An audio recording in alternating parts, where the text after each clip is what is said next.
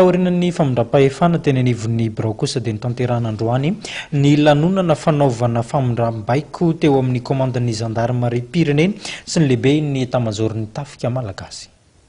Lanonana ara-miaramila rososina no tanterahana teto amin'ny kianjan'ny Mahamasina androany.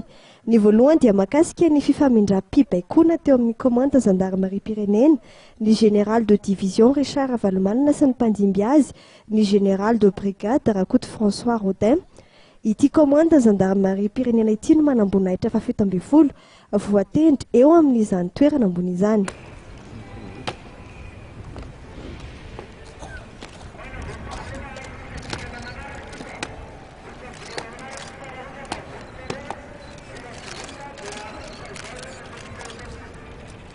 Ny didim-panjakana larana 412 tsipika 300 tamin'ny Rome 412 izay nolalina nandritra filakevitry ny minisitra tamin'ny Rome no nanendry ity manambonahitra ity eo amin'ity andraikitra ambony an'ivo gendarmerie pirenena ity.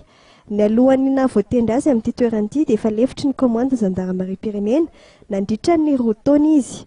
Totoisa ihany koa ny fifamindram-pibaikona teo amin'ny lehiben'ny état-major-ny tafika malagasy vaovao, ny général de division Rasolofinirina Beny Xavier sy ny lehiben'ny état-major-ny tafika malagasy teo aloha ny général de division Ndriarjona André. Ny général de division Rasolofinirina Beny Xavier no semgam faha 5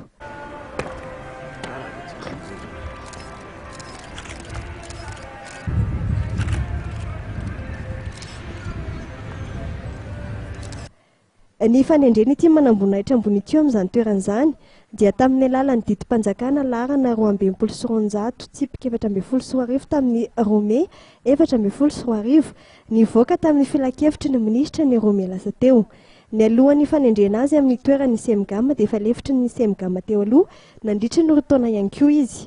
Iavahan'ny filoalindamin'ny famindram-pahefana eo amin'ireo olom-panjakana samihafa moa ny fisian'ny lanonana ara-miaramila tahaka izao ka ivondronana ireo vondro tafika eto Madagasikara na avy amin'ireo gendarmerie pirenena na ny avy amin'ny tafika malagasy izany. Ny fanolorana faneva tanterahana mandritra izany dia mariky ny fahafenoan'ny fibaikona ireo manambonahitra roa ireo.